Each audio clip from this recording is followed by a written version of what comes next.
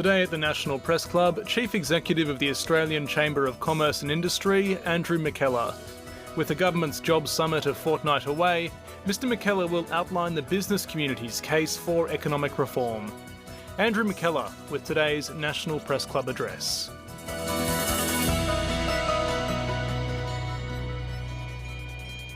Ladies and gentlemen, good afternoon. Welcome to the National Press Club of Australia and today's Westpac address. I'm Steve Lewis and I'm a Director of the National Press Club. Change your government, change your country. It's an old maxim. I don't think it's ever been truer than the last several months when we've seen a new government, after 9 years of Conservative rule, a new Labor government come to office and change the tone and the culture of the political narrative. And that's never been more evident, I believe, than the Jobs and Skills Summit, which will be held in Canberra, the national capital, in just a couple of weeks' time, September 1 and 2. It'll bring together business and unions, traditional foes, together along with parliamentarians, not-for-profits and others, to try and see if we can forge a common direction so that Australia can emerge from the pandemic stronger and more resilient. One of the participants at that Jobs and Skills Summit is Andrew McKellar, the head of the Australian Chamber of Commerce and Industry, one of Australia's leading representative bodies for business and industry. Andrew's been at the helm of ACCI for about a year. He's been in Canberra for many, many years. I first met Andrew when he was working for the then opposition under the tutelage of John Moore, one of the former industry ministers. Andrew's going to talk about what he expects from the Jobs and Skills Summit, some of the challenges that will be discussed, debated, and his hopes that out of it will come a new consensus for a more skilled, more prosperous Australia. Please welcome Andrew McKellar.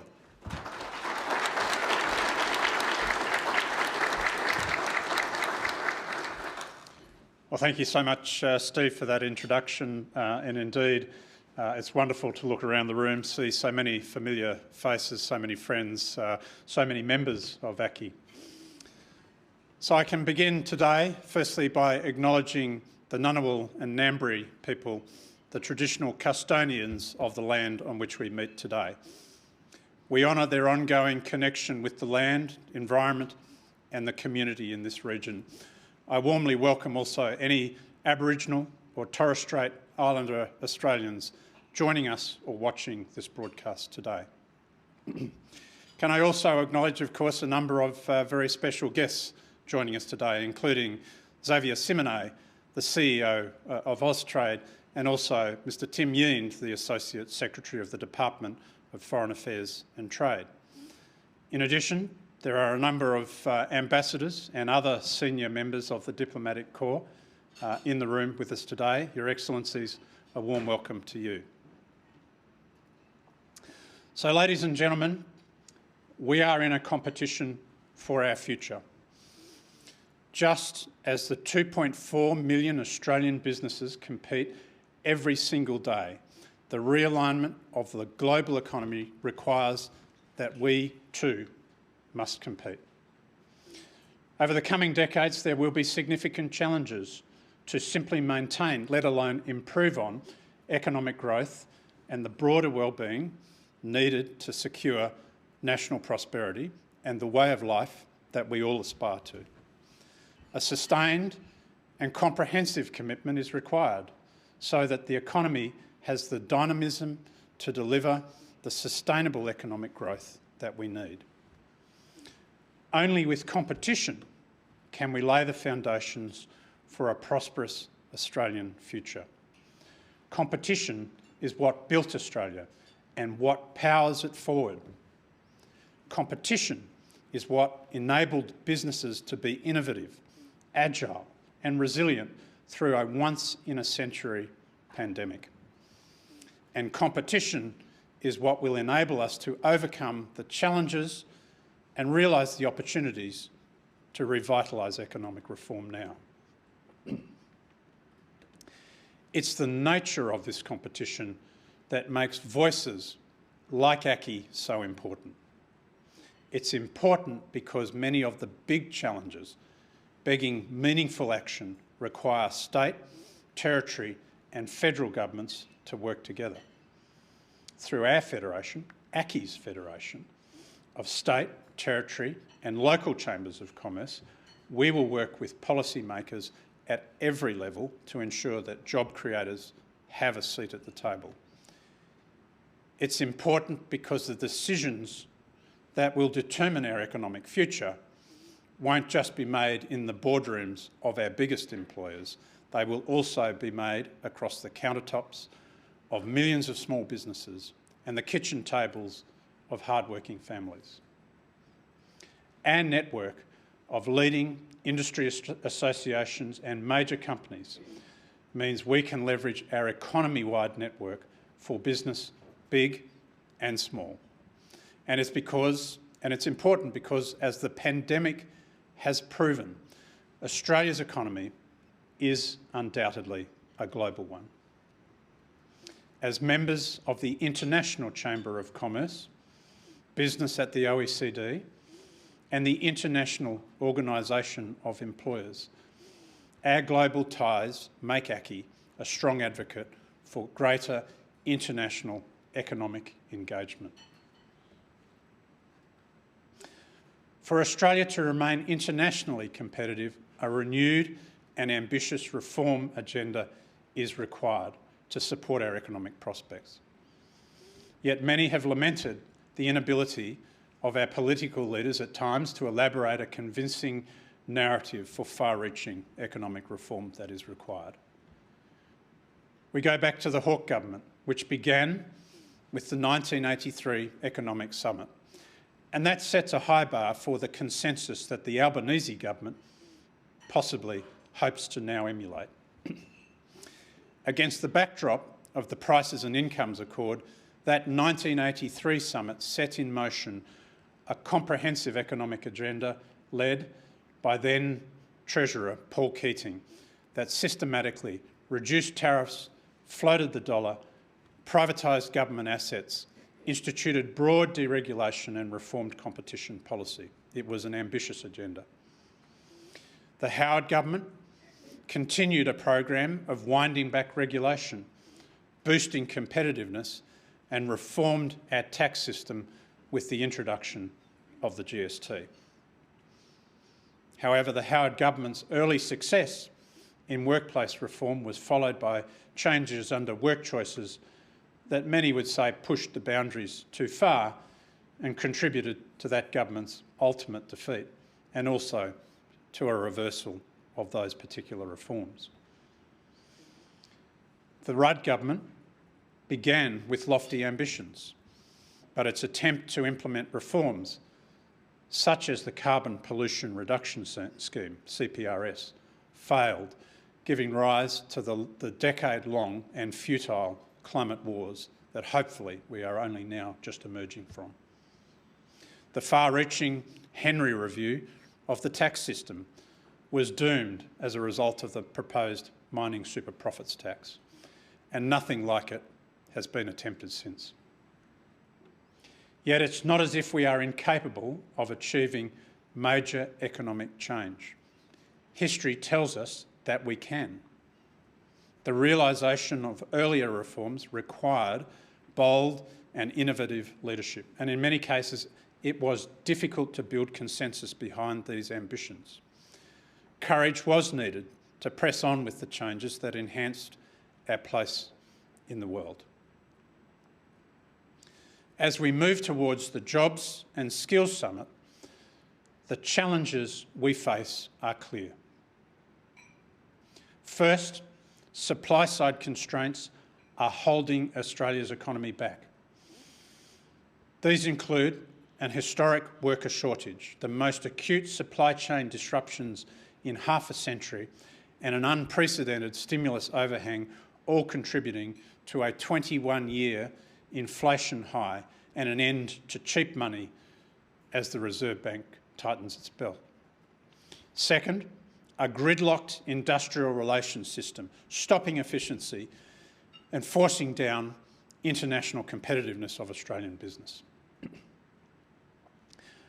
Bargaining at the enterprise level is withering on the vine, and the so-called modern awards are little more than an echo from the days of centralised wage setting. And third, languishing productivity, with growth in the last decade slumping to its lowest level in 60 years. The most recent downgrade in productivity projections is expected to result in a loss in tax revenues of $120 billion over the next decade. These are significant challenges that we face. And faced with such challenges, we must ask ourselves, are we ready to compete? Is there a renewed ambition to make the hard decisions and to convince the community of the benefits? So far, the government's climate change bill and its broader plan to decarbonise the Australian economy is a positive first step. Combined with a comprehensive energy policy, this will help secure the planning, investment and innovation necessary to underpin an efficient transition to a net zero future. And as the Productivity Commission has recognised, addressing climate change is an important economic reform. It means harnessing our enormous competitive advantage, supporting job creation, driving down costs and growing businesses. It's an opportunity.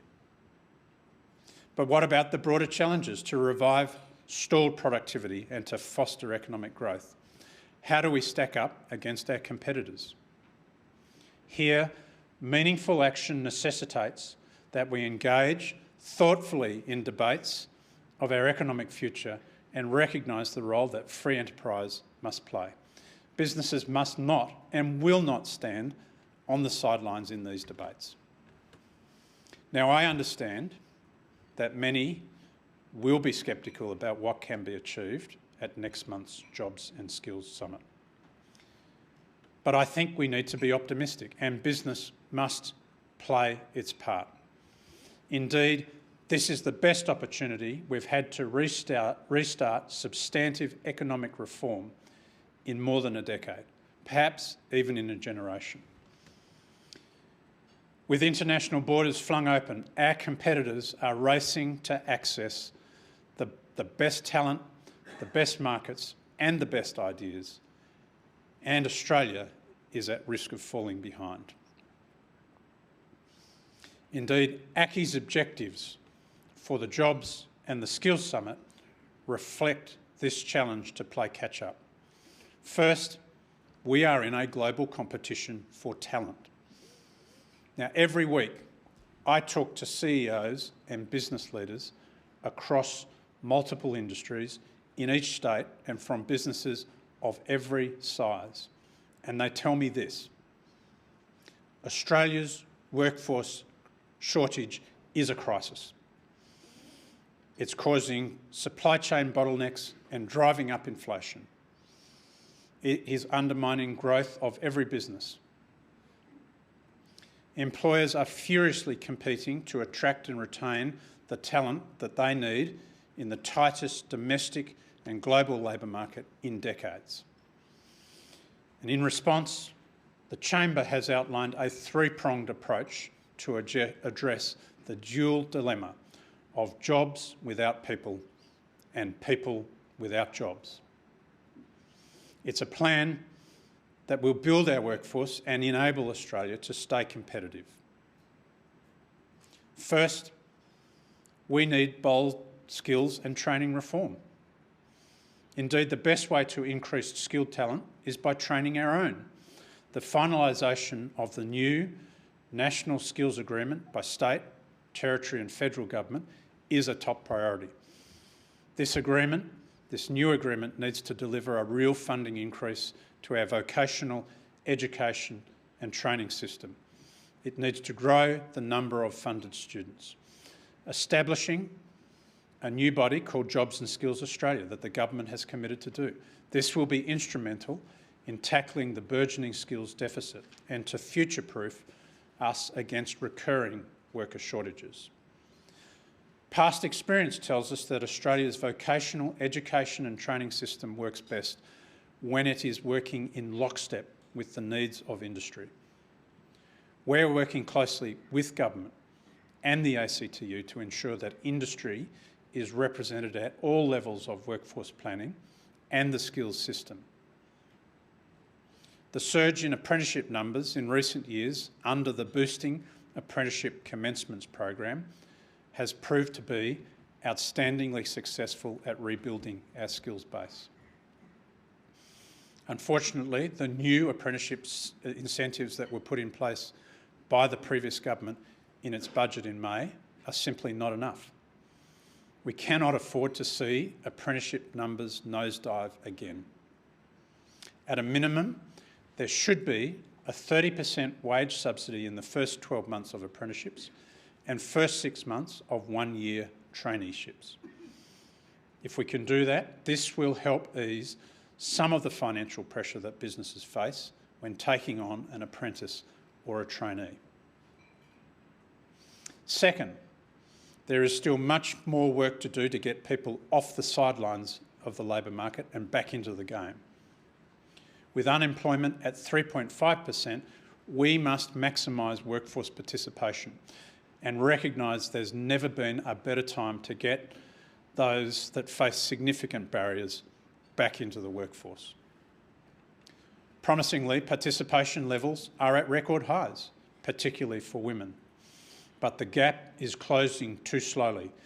Investment in childcare will minimise cost and enhance women's ability to come back into the labour force in stronger numbers to participate, as will other options such as more effective in-home support. For people with a disability, we must reintegrate disability employment services back into mainstream employment services. Improved direct support to job seekers and streamlined points of contact for employers seeking to find staff must also be implemented. Introducing a training to work program will help disadvantaged job seekers and long-term unemployed to undertake work experience at the same time that they're able to do vocational training, and should provide a pathway to permanent employment. And while we're talking about expanding our local workforce, we should not overlook the vast pool of talent that is heading for the exits in droves. It's amazing, but every day, more than 400 baby boomers are retiring from active work. The experience and expertise of older Australians should not be ignored, and changes to aged pension settings to incentivise greater and longer workforce participation must also be on the agenda at the summit. And finally, third, we must reinvigorate our migration program to meet the needs of a 21st century economy. While we must build our own skilled, educated and diverse workforce, Australia must also remain an attractive destination for the world's best and brightest. We very much welcome the government's recognition of the significant economic value derived from an ambitious and sustainable immigration plan. A great place to start is raising the target for the permanent skilled migration intake up to 200,000 people a year, at least for the next 2 years, to address the staffing crisis we're seeing across the economy right now. While a recent ramp-up in resourcing to unblock the visa processing pipeline is also welcome, more can be done. Business simply cannot afford backlogs of up to 9 months in visa processing when countries like Canada and the UK are racing ahead. This isn't just about adding more staff to process visas, but rather about removing the overlapping priorities that slow down processing times. Our skilled migration program could once have been described as world-leading, but over the last few years, we have burdened it with restrictions, red tape and rising costs, removing its ability to respond to genuine skill needs. It's time we got back into the race. If we want to unlock productivity gains and drive genuine economic reform, we must participate in the competition for the future of work and return to a simpler and more effective enterprise bargaining system. Only this will reverse the significant decline in agreement making that we've seen since 2010. Government, employers and unions all agree that a decline in the number of enterprise agreements has fuelled low wages growth, poor productivity outcomes and rigidity in workplaces.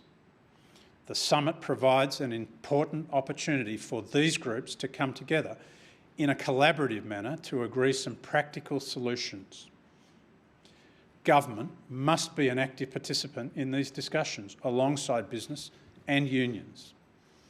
And I've been encouraged by the level of engagement by the government to date, but urge it to lean in further so that it can carry a fully formed tripartite deal through to the Parliament.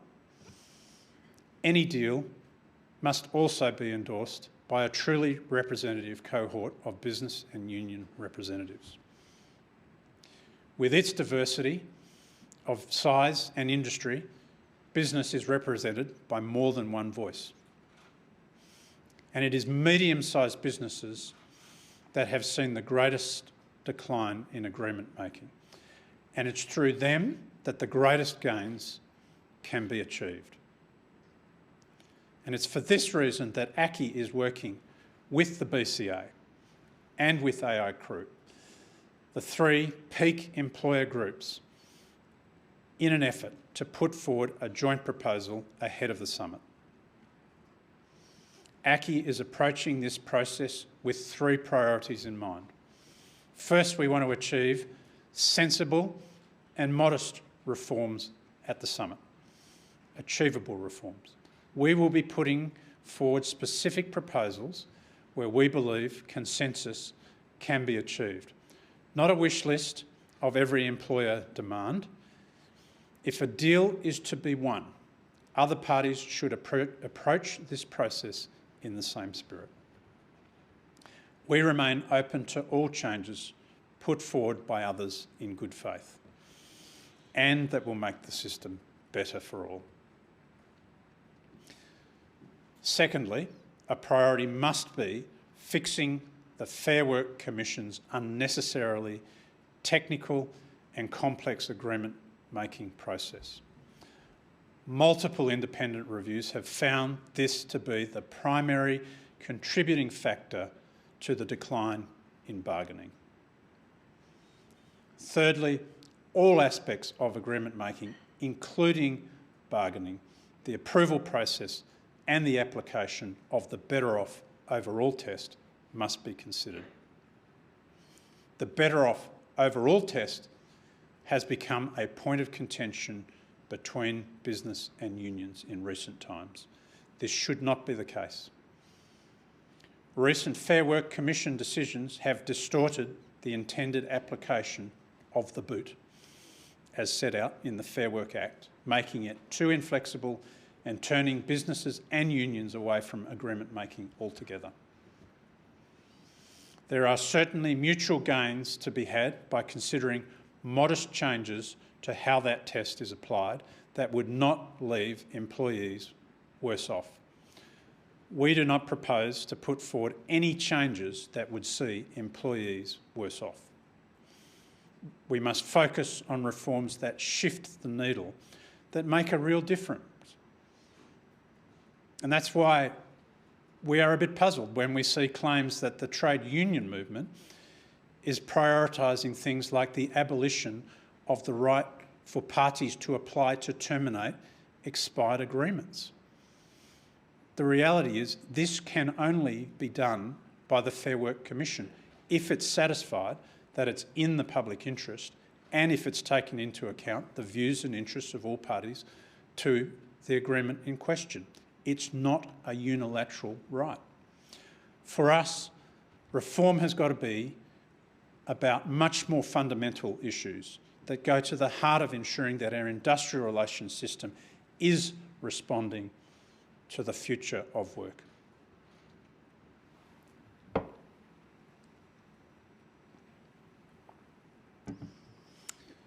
Winning the future also means acknowledging that we are in a competition for capital. The federal government must pull all its available fiscal and policy levers to ensure that Australia is a competitive destination for a new wave of business investment. One of the greatest impediments to growing our economy is the shockingly low flows of private capital. Investment brings new innovations, skills development and enhanced efficiencies needed to boost productivity and to grow our economy. Now, total private business investment has been in steady decline over the past decade, falling from around 17% of GDP to just 10% today, a level not seen since the 1991 recession, the recession that famously we had to have. While there are no quick fixes, the ability to immediately write off investment through the temporary full expensing measure is a good start.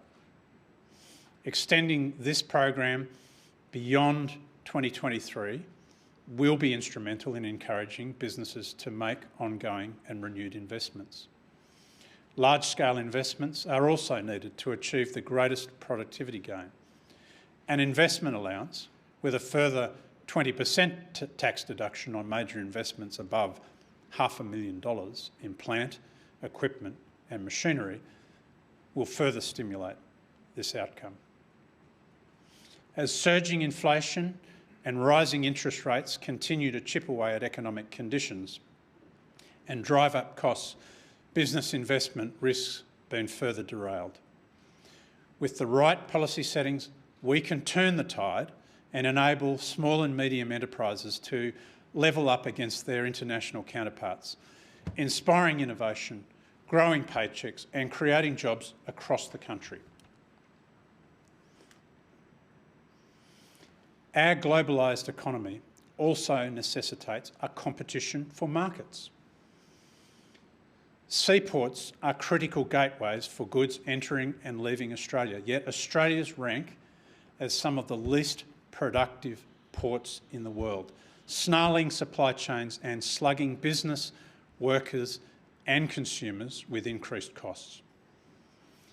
The World Bank recently ranked the top ports around the world, and Australia failed to put a single port in the top 250.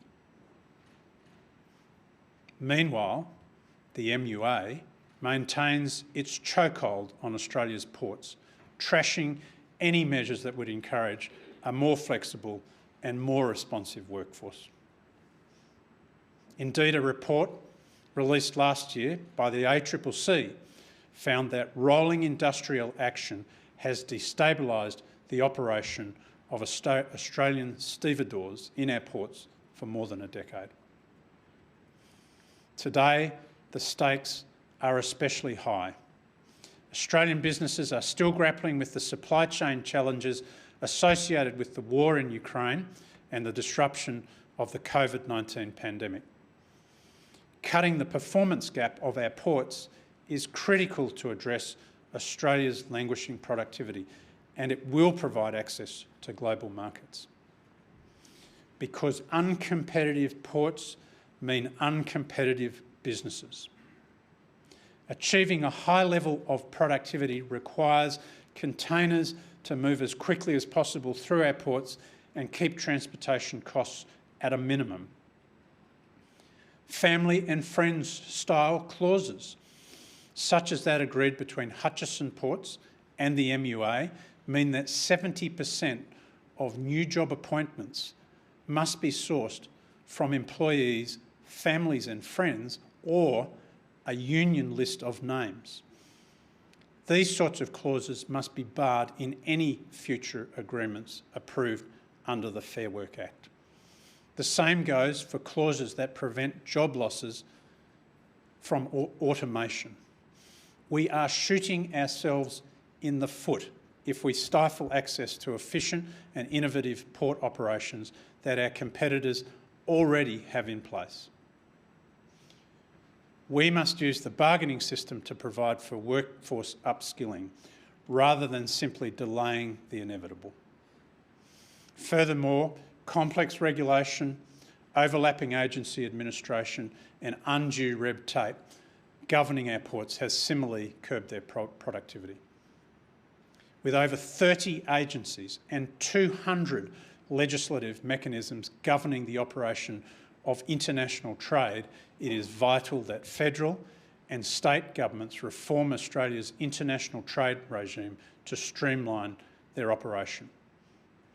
In some cases, poorly conducted port privatisations have also produced near-monopoly conditions. The freight and logistics systems that move goods to and from the ports are similarly constrained. Governments must encourage new players to increase competition in our ports. If the government is serious about pursuing economic reform and productivity gains, it must address our grossly inefficient stevedoring operations, which will put Australia on a stronger, more competitive path for the years to come. And finally, to succeed at the Jobs and Skills Summit and beyond, we must have a competition for ideas. We want the summit to be a success. Business will come to the table with a clear agenda and realistic proposals that offer a clear pathway forward. Do we want to see reinvigorated growth leading to higher real wages and better living standards for all Australians? Absolutely. The Australian Chamber seeks a positive and constructive relationship with the ACTU and with unions. We want to be partners in a process of national renewal. We do not need to make trade-offs in proposals for reform in enterprise bargaining, stronger investment in skills, or an ambitious skilled migration program. These things are unambiguously in the national interest. Accordingly, there is a responsibility on all stakeholders to be fair. This is not an opportunity to settle old scores or to push an outdated agenda. Now, last week, the ACTU published an issues paper ahead of the summit. The paper presented some increasingly familiar analysis about recent trends in real wages and the so-called wage share of GDP. It contains some valid warnings about the risks of accelerating global inflation and the dangers of excessive reliance on higher interest rates as a blunt instrument to respond to challenges of an economy facing the most severe supply constraints in nearly 50 years. Worryingly, however, many of that paper's policy prescriptions were throwbacks to a forgotten and bygone era. Direct regulation of key prices, rent controls, labour market re-regulation, and excess profit tax on energy companies, and higher taxes on the distribution of dividends. A closer look at what's actually happening shows that profits and productivity are highly variable. It's definitely not a case of one size fits all. We must avoid excessively simplistic analysis. Recent ABS figures show that mining profits are up 25%. We saw the huge result that BHP Billiton declared yesterday. But accommodation and food services are down by almost 50%. Many businesses are facing soaring labour, energy and materials costs, and these are squeezing profit margins. And while we are currently experiencing falling real wages, this will be temporary. Indeed, recent evidence from the Productivity Commission shows that real wages have consistently outperformed labour productivity even in the past decade. If we're going to succeed in the global competition for ideas, we will need to pull together and achieve a level of national consensus not attempted in Australia for decades. So, ladies and gentlemen, if you hear nothing else today, hear this. The stakes are high. The upcoming Jobs and Skills Summit can and must act as impetus for significant action, a chance for a revitalised economic agenda powered by the potential of free and fair enterprise. But action must start now. Global forces demand that we remain competitive. Complacency cannot define Australia's future. And try as they might, the critics of competition cannot ignore the reality that it is a force for good.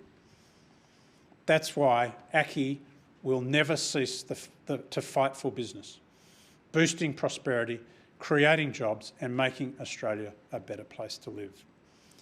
Because competition for talent fosters opportunity, driving skills investment and ensuring business is armed with the workforce they need. Competition for capital drives business to adopt inspiring innovation and create new jobs. Competition for markets pushes us to engage with the world for our own security and for prosperity. Competition for the future of work enhances productivity and grows wages. And competition for ideas encourages robust debates, uncovers common ground and builds constructive solutions to society's biggest problems. We must be ready because a failure to compete will only see us left behind. Thank you very much.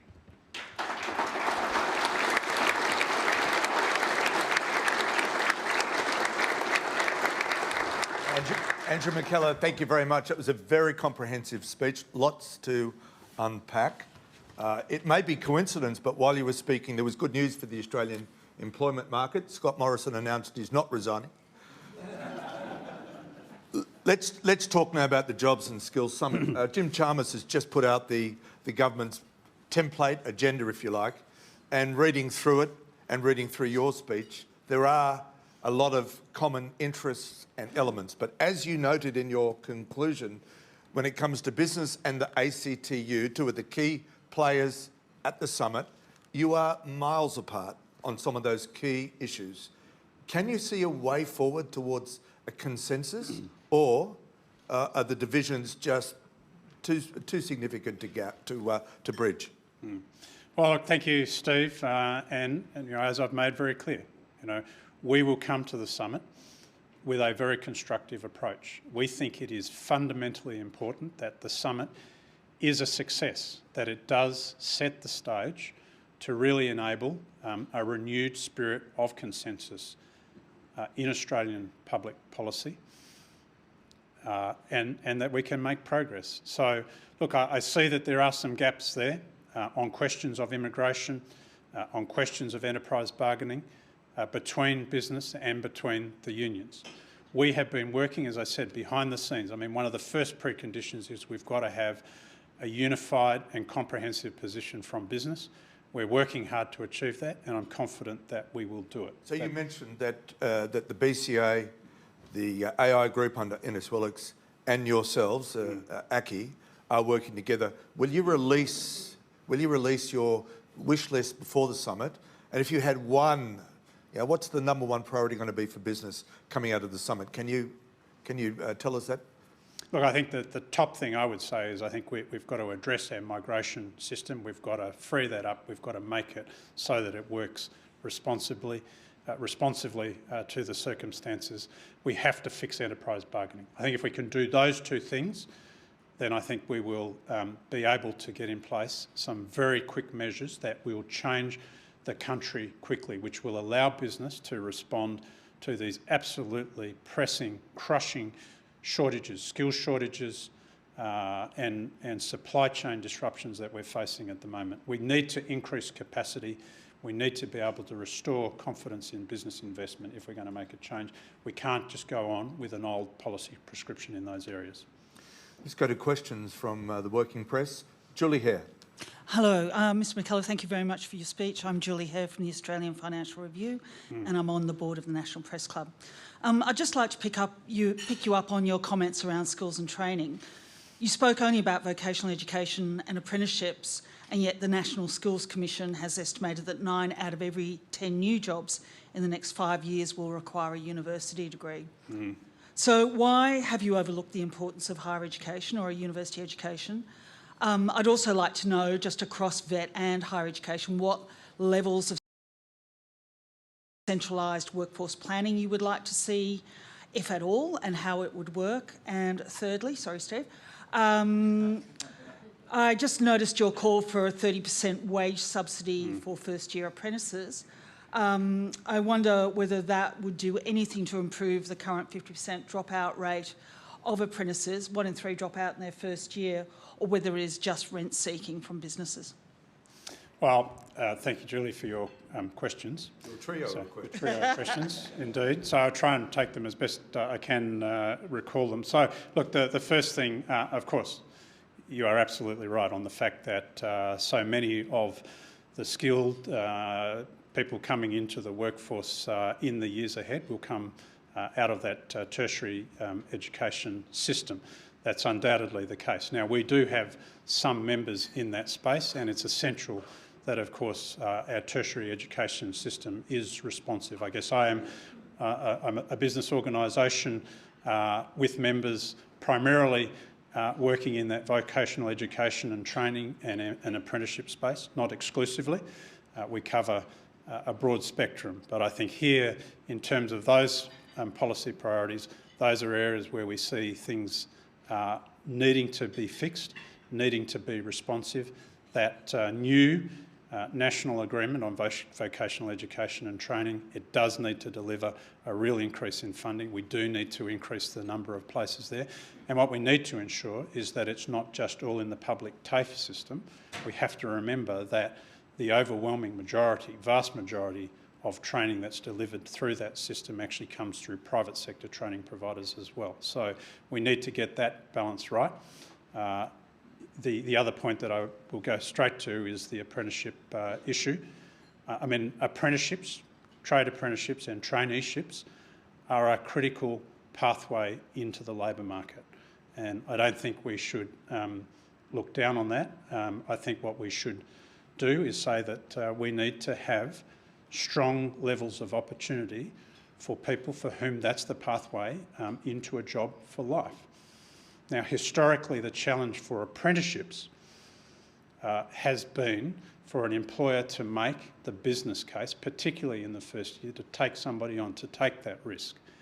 And what we've seen is that, you know, the critical thing is getting people to commence, getting them in, getting the employer to be confident to make the decision to make that commitment, and getting somebody into an apprenticeship or traineeship.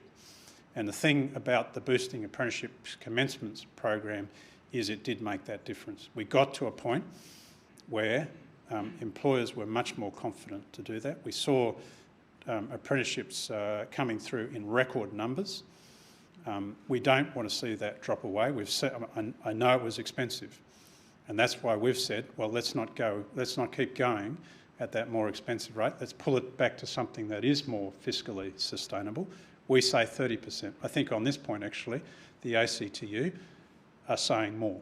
So, I mean, I think that's an interesting call. But we think it's been effective. We would say getting people into apprenticeships, getting them started, even if they don't complete, that's not the critical factor. I mean, it's important. It's important, but it's not the only factor. And we do see many people who are job ready after 1 or 2 years and who will be able to go on and get very good, well-paying jobs with those skills. And it's taking that critical first step. Now, I'm not playing down the importance of completions. I do think it's important, but I think getting people into that system in the first place has been a success, and we shouldn't underestimate how important that's been. Okay, the third point was about workforce planning, whether the government should have oversight of workforce planning and how micro it should be. Look, I think we're always cautious about saying how micro it should be, but we do see this new structure of Jobs and Skills Australia as a step in the right direction. We are working extremely constructively with other stakeholders, with other business groups, our group, and with the ACTU. So there's a lot of common ground on this. I don't think we want to take this down to the level where it's micro detail, but I think, as I said in my speech, making sure that we have, at all the levels, those arrangements lined up, then I think, and if we're able to do that with Jobs and Skills Australia as a new structure, a new independent body, then I think that's a good model. It's drawn on the model of Infrastructure Australia, which the Prime Minister knows well, and I think he's called on his experience from that sector to come up with this model. So I think let's give it a go. The interim structure, the interim legislation has been introduced. We strongly welcome that, and now we're in the discussion about what the future governance of that will look like and the mandate that it will have. Thank you. Our next question, emphasis question, is from Sarah Eisen. Keep it to one. Thank you. Sarah Eisen from The Australian. There's been a lot in your speech regarding what the government could or should do, subsidies, migration and so on. But what about the role of business and employers? Do they need to be taking on more responsibility in this time for training? For instance, are employers going to lift their training budgets? Or what is the role of business here? We're looking a lot at government, but what is fair enough for the business community to take on, particularly in the lifting of training budgets? Is that something we can expect? Well, thank you, Sarah, for your question. Look, absolutely. The business does have a responsibility, and it's one of the things that I tried to bring through in my speech. We are working on a plan. We've emphasised the elements of that plan. And we've said that investment in skills and training is a fundamental part of that. So, of course, business has to look at how it invests, how it values the results of that training. Of course, that has to happen. Equally, finding ways to encourage people who are not currently in the workforce to come into the workforce, that's something that we need to see as part of the solution. It's much more difficult for business to shift that needle. But here we are in a labour market where we have a 3.5% unemployment rate, unprecedented in nearly 50 years. So, I think business is looking for the ways. We're saying we'll go out and we'll sponsor, if we can get access to bring in skilled people that we can't get here or we can't train in Australia, then many employers are saying they will sponsor that, they will do it. Okay, but we don't need to tie them in knots. We don't need to hit them with excessive levies and bureaucracy and red tape and slowing that down and taking 6 to 9 months to get a critical skilled worker into the country. Let's remember these sorts of things, these sorts of bringing these skills to Australia, it's a win-win. It adds to demand, it builds jobs, it adds to growth. It's not something that's offsetting domestic wages. So those are the sorts of things that I think business is seeking and advocating and calling for. We don't determine the rules in the enterprise system. That's where things are broken. With some simple steps we can make it work again, and of course employers have spent decades trying to make that system work. Further to Sarah's question, first, second-year apprentices get paid pitiful wages in Australia. Somebody can enter the most junior ranks of the Commonwealth Public Service and earn double what a first-year chippy, sparky would earn. Why don't you, as the one of the leading business bodies in this country, support an increase in wages paid for by employers for, say, first and second-year apprentices, rather than relying on governments to have to top up through wage subsidies? Why doesn't business, and at a time when business are making record profits, why doesn't business do more of the heavy lifting when it comes to getting apprentices into the system? Because once they get third, fourth year, they will stay because they know there are good wages to be made, particularly if you're a carpenter like my son. So many points there, Steve. But look, I'd say one essential point. I'd say a couple of things, and I think that is many businesses, of course, are making that commitment. You've got to look at what the overall aggregate situation is, and it's only when you can make that business case that you will get that outcome. Now, that's what the Boosting Apprenticeship Commencements program did in a very difficult situation. So, look, I think, what we need are policies that work. They need to be cost-effective policies. Yes, business needs to play. Commitment there, Andrew. Business needs to play its part, But if we don't want to see things like apprenticeships dropping back from the record levels that they've been at, then I think that's the kind of policy arrangement that we need to get into. Now, wages, as I said in the speech, do we want to see wages growing as productivity grows? Of course we do. There has to be a fundamental link, and if you look at the data, there has been. Yes, real wages growth has been slower in recent years than in much of the time in the recent past. We will see wages growth going up, and we are seeing, I don't think the wage price index measures that particularly well, but if you look at what's happening out in the marketplace at the moment, there are many employers who are paying significantly higher wages to try and attract the talent and the skills that they need. Yes, you have to start somewhere, and with an apprenticeship, you're starting with a low base of skills. You've got to make that investment, and once you've got some of those skills, then I think many employers, you're on your way. You've got the skills to keep you in a job for life. Our next question is from Ben Westcott from Bloomberg. Hi, Ben Westcott from Bloomberg. Thank you so much for your speech. I want to take you to climate change. And you spoke in your speech about climate action as the central pillar of Australia's economy. And so far, the business community appears to have reacted reasonably positively to the Albanese government's plan for climate action. But the balance of power is held by the Greens Party and by pro-climate action independents who are looking for tougher action on climate. In your opinion, in the business community's opinion, how much more tougher action on climate would you want to see, would you like to see, would you be willing to see? How would you react to things like tougher restrictions on the opening of coal and gas mines? Well, thank you for your question, Ben. Look, I think there's been a significant change in the position of business on this issue over a period of several years. If you go back to the time when the CPRS was being proposed, there were active business voices, including ACCI itself, that were expressing significant reservations about the impact of that arrangement and in opposition to it. We've rolled forward a number of years now. I think business sees the urgency and the imperative of doing something meaningful, much more meaningful on climate change, and business is on board. So, I think the government, is to be commended for the fact that they have been very positive. Chris Bowen and his colleagues, they've brought a policy which has been successful in building that consensus and agreement across a broad group of stakeholders, all of the leading business associations and many other stakeholders in civil society supporting that plan. And I think, we're very grateful for that. We've signed on to it. It's not without its risks. It's not without its adjustment costs.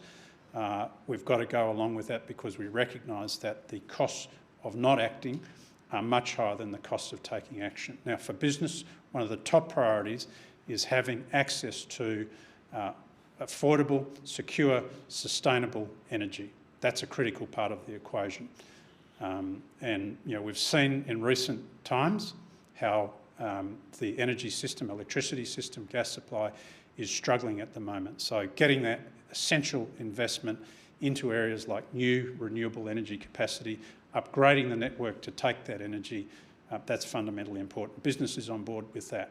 I think if there was a suggestion that the government, and they haven't done this at all, was going to depart from its plan, then obviously that would present an issue. And I think that would run the risk of fracturing the consensus. And I think the government is to be commended for sticking to its guns. It took a proposal to the election. It's sticking with that proposal. It's brought in the first part of that. There's a lot more detail to come, and that's what we've got to start working through. Thank you very much. Our next question is from Paul Carr. Thanks very much. You said that you don't want a 6 to 9 month delay before businesses are able to bring in a worker to fill a skills shortage, but the primary condition or demand that unions have is that they want to see employers lift wages before they try and import labour. Is that fair enough, that an employer should try a pay rise before bringing in a worker on a visa? Well, I think this is a question for the marketplace, and in many businesses, of course they are doing that. In many industries we're seeing actually quite significant measures now to attract people into jobs. I think when you look at things like a wage price index, which is not measuring changes between jobs or anything other than more or less the standard remuneration that employees are getting, then in fact there's a lot more that's happening out there in the marketplace in terms of wage outcomes. And at some point we will see that coming through in the data. That's the reality.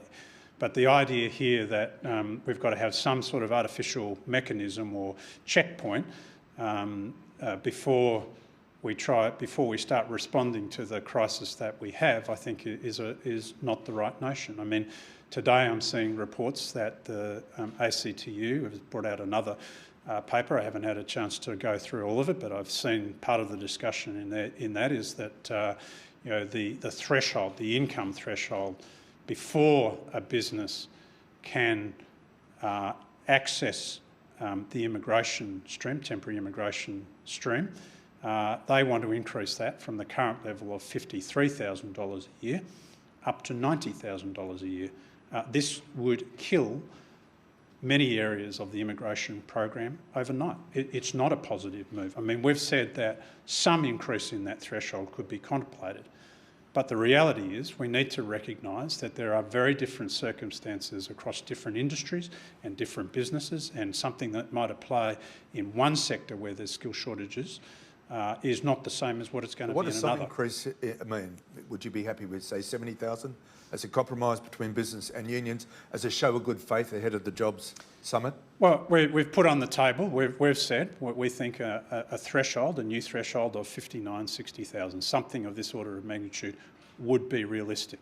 I think we would prefer to see a more flexible approach that can be reviewed sector by sector and skill level by skill level.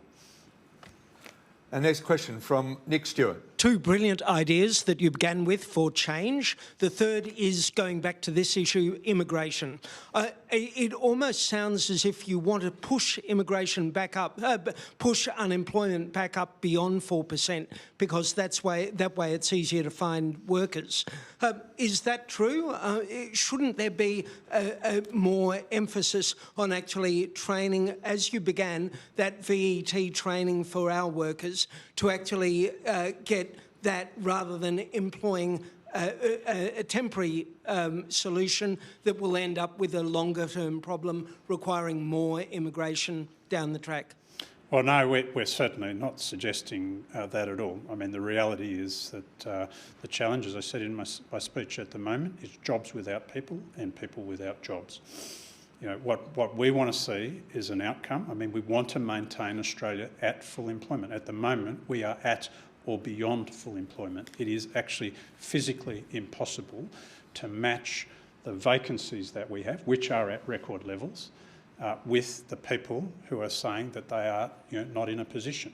I mean, one number is almost equal to the other number, but you're never going to get into a situation where you can place every single person down to the last one into a job. We're basically at a level where we are beyond full employment at the moment. And the consequence of that is that we are seeing that adding to inflationary pressures in the economy. We have to address that. Now, if we can come to a solution that gives us a sustainable migration program, if the Australian economy can be kept at or near full employment, we take the inflationary heat out of the economy, we're growing productivity, then we're able to boost real wages, boost living standards and keep employment high. I mean, that's the ideal. Now, we've seen that sort of mix at various times in the past few decades, but we're now getting off track and the red lights are flashing. The danger signs are there.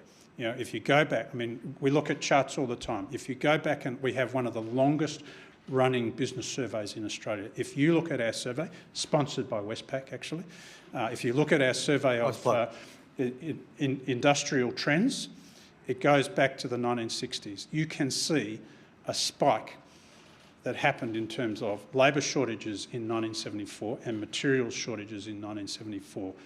We're not quite at those levels, but we're the only time since then that we've been at those comparable levels. We know what happened in that period.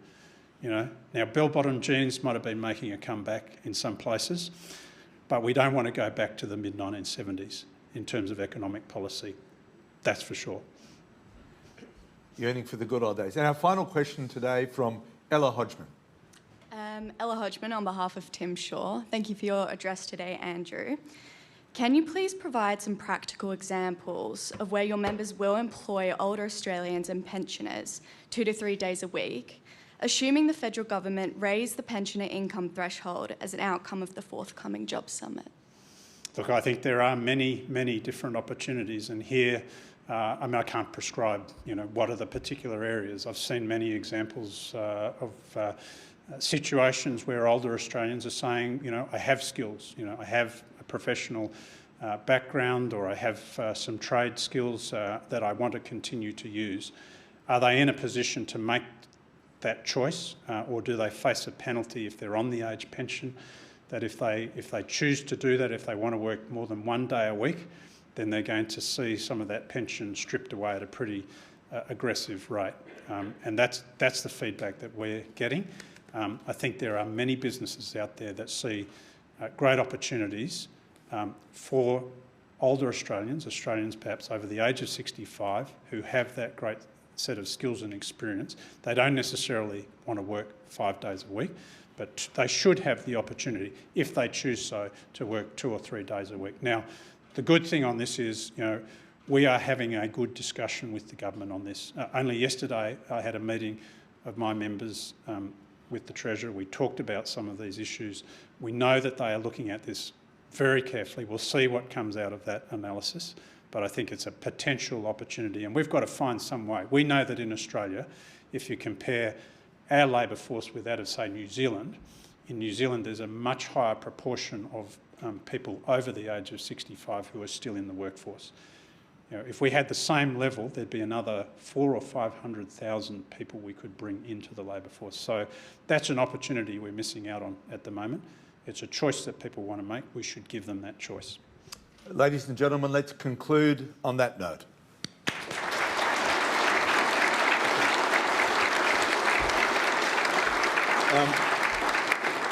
Andrew McKellar, thank you very, very much. That was your debut performance, very strong. We look forward to having you back here. Good luck in the lead up to the Jobs Summit. Lots to be discussed and debated. We hope that you can find common ground with business groups, with the unions and others. Please accept, on behalf of the National Press Club membership, gets you access to the car park. It's very valuable. Hold on to it. Please thank Andrew McKellar. Thank you. Well done. Thank you. Really good. Okay.